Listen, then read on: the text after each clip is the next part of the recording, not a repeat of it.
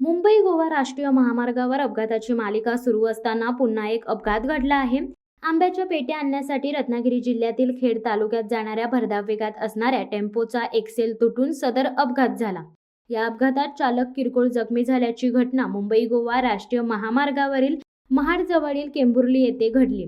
मुंबईतील वाशी येथील एपीएमसी मार्केटमधून आंब्याच्या पेट्या खाली करून पुन्हा खेड तालुक्यात आंबा आणण्यासाठी MH085583 या क्रमांकाचा टेम्पो भरधाव वेगात जात असताना मार्ग क्रमांक 66 वरील महाड तालुक्यातील केंबुर्ली गावाजवळ भरधाव वेगात असणाऱ्या टेम्पोचा एक्सेल तुटून मुंबईकडे जाणाऱ्या रस्त्यावर टेम्पो पलटी होऊन या टेम्पोचा चालक किरकोळ जखमी झाल्याची घटना दुपारी 12च्या सुमारास घडली।